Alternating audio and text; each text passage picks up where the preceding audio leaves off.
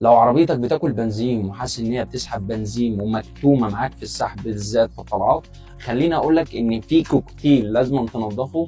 تمام، في شويه حساسات كده لو نضفتهم هتلاقي العربيه دي انطلقت معاك. تعال اقول لك ايه هي الحساسات. خليني اقول لك ان ده حساس الفي في تي. خليني اقول لك ان الحساس ده المشرشر. طيب الحساس ده ما فيهوش مصفى. مصفته فين؟ مصفته بتبقى تحتيه. تعال اقول لك هنفك المصفى ازاي وننضفها، والمصفى اللي انت هتنضفها دي هتفوق معاك العربيه. بص، هو انت هنا عشان تفك الطبه لازم تفك الدينامو. تمام، وترجعه لورا.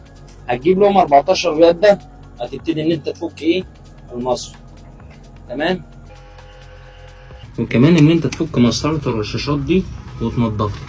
طبعا دي مسطره الرشاش زي ما انت ما شايفها كده، باين عليها ان هي بقالها كتير ما اتفكتش.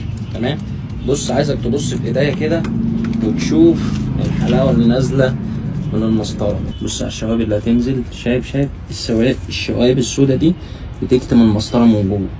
تمام اهي.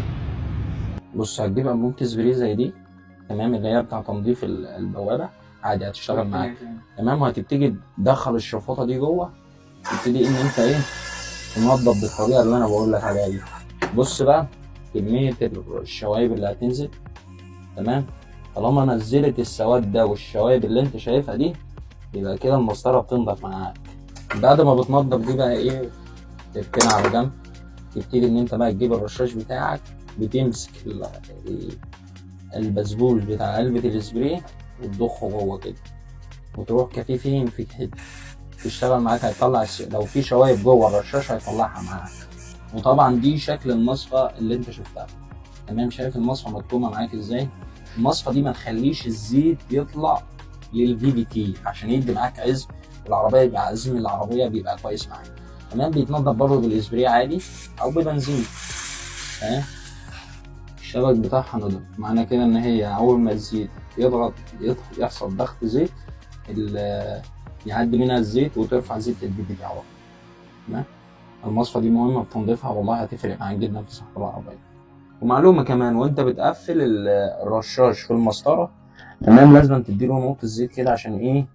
السي يركب معاك مرتاح زي ما انت ما شايف كده، عشان خاطر هنا بيبقى فيه ضغط بنزين من 3 ل 3.5 بار معاك. معانا العربية دي النهاردة الانترا، المية بتاعتها ناقصة، ودينا بنزود مية الريتير، وهنكبس دورة المية، وهنجيب جهاز كشف الريتير، بنضغط المية في الريتير عشان يبان معانا تسريب المية منين. العربية ناقصة مية اهي. تمام، طبعا احنا كنا مزودين مية قبل التصوير. طبعا ده جهاز كشف ضغط الريتير، طبعا في الزور اللي هو الكبير والزور اللي هو الصغير، فمش هيركب معاك الا بالمقاس عشان ما تبوظش الزور بتاع الريتير ده معاك.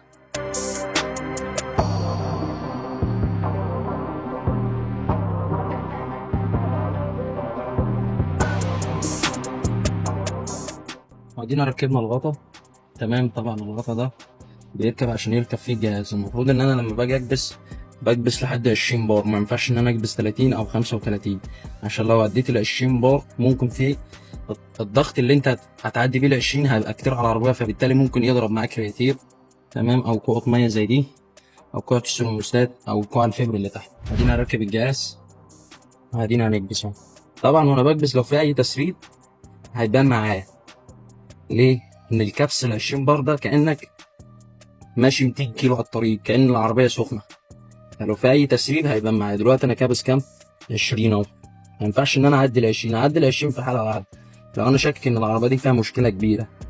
تمام، عايز أتأكد بالظبط إن مفيش حاجة بتجيب معاك مية، فبالتالي إن أنت ممكن تضغط سنة بس إيه؟ ما تعديش ال 25. أهي القاع اللي تحت بتجيب مية أهي. طبعا دي تنقص مية الريتير وهتفضي معاك المية، ولا قدر الله ممكن تخلي العربية تسخن معاك، تخلي العربية تجيب جون وش سلم. طب أنا خلصت كبس، المفروض ان انا ما ينفعش اشيل الجهاز ده كده. لو شلت الجهاز ده كده هيضرب معايا. ليه؟ ان انا هنا كابس بالبار. تمام، فالمفروض ان في 6 بلف بيفضي الاول كده الايه. انا كده اتاكدت ان الضغط اللي انا كنت كابسه نزل معايا.